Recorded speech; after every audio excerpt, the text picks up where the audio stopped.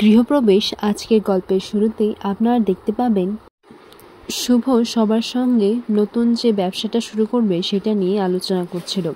আর তখন এখানে সবাই এটাই বলাবলি করছে যে সত্যি শুভ যদি এত সাহসটা না দেখাতো তাহলে হয়তো আমরা এখানে এসে কোনো কিছু করতেই পারতাম না। তখন এইদিকে শুভ আবার ডোনাকে বলে যে আয় আমরা বিজনেসের কথা বলছি, তুইও বস এখানে।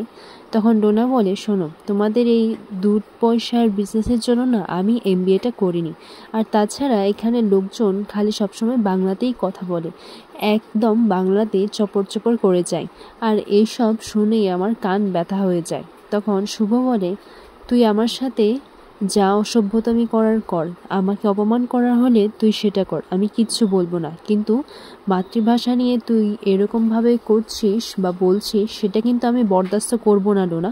তখন সেবন্তী বলে থাক না ছাড়। তখন শুভ বলে না মা, ওকে বুঝতে হবে।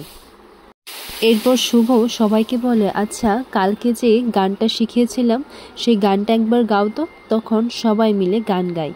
এইদিকে দেখা যায় যে রান্নাঘরে নুন ফুরিয়ে গেছে, আর সেটাকে নিয়েই রান্নাঘরে একেবারে যুদ্ধ লেগে যায়।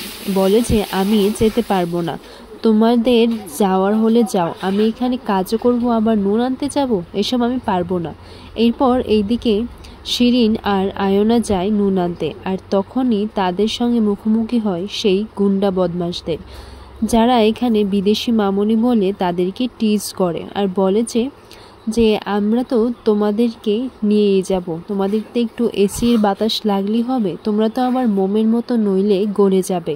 তখন এদিকে আয়না বলে যদি বর্ধাভাই জানতে পারে না তাহলে কিন্তু তোমাদের আর রক্ষে হবে না, আর যদি বৌধিভাইও জানে তাহলে কিন্তু শেষ করে দেবে তোমাদের।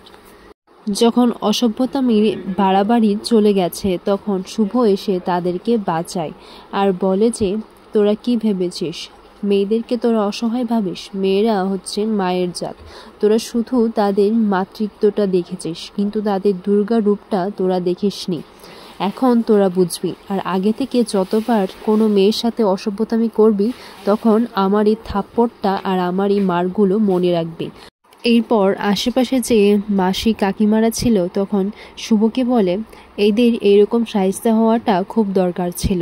তখন শুভ বলে ক্ষমা করবেন মাসিমা, আসলে আপনাদের জন্যই তো এরা এত বার বেড়েছে, আপনারা যদি প্রতিবাদ করতেন তাহলে হয়তো আজকে এই রকম পর্যায়ে পৌঁছতো না। আজকে আমার বাড়ির মেয়েদের উপর এমন হয়েছে, কাল কি হতে পারে কে জানে। আজকে আমি প্রতিবাদ করেছি বলে আপনারা বাহাবা দিচ্ছেন, কিন্তু আপনাদের জন্যই তো আজকে এরকম পরিস্থিতি এসেছে।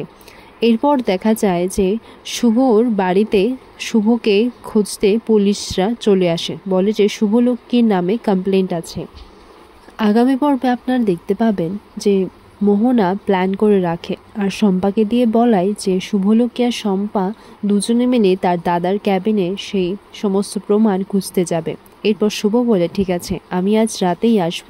আর এদিকে মোহনা প্ল্যান করে রাখে যে বলে যে তোমরা প্রমাণ খুঁজতে যাবে আর তুমি জানাও না শুভলক্ষ্মী যে তোমার জন্য সেখানে কি অপেক্ষা করছে।